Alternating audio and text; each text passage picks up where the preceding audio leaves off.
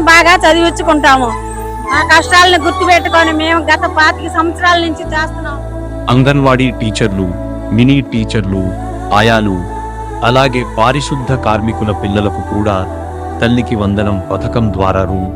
15,000 ఆర్థిక సహాయం అందించనున్నట్లు ముఖ్యమంత్రి నారా చంద్రబాబు నాయుడు గారు ప్రకటించారు.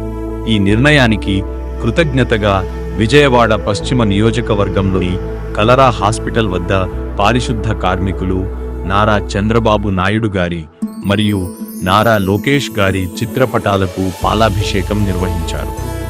ఈ కార్యక్రమంలో ముఖ్య అతిథిగా పాల్గొన్న తెలుగుదేశం పార్టీ నాయకులు మహమ్మద్ ఫతావుల్లాహ్ గారు పేద విద్యార్థుల భవిష్యత్తుకు అండగా నిలుస్తున్న ముఖ్యమంత్రి నారా చంద్రబాబు నాయుడు గారికి, విద్యా సంస్కరణలకు కృషి చేస్తున్న మంత్రి నారా లోకేష్ గారికి ప్రత్యేక ధన్యవాదాలు తెలిపారు.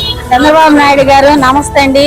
మమ్మల్ని గుర్తించుకొని మీరు మా పిల్లలకి సాయం చేసినందుకు పిల్లల్ని బాగా చదివించుకుంటాము. మా కష్టాలను గుర్తుపెట్టుకొని మేము గత 25 సంవత్సరాల నుంచి చేస్తున్నాము అండి. పిల్లలకి మాకు మీరు సాయం చేసినందుకు మాకు చాలా సంతోషంగా ఉంది. మేమందరం కూడా మీకు రుణపడి ఉన్నాము. ఆ రుణం కంపల్సరిగా మేము మళ్ళీ ఎలక్షన్ లో కూడా మేము మిమ్మల్ని జై కొట్టిస్తాము.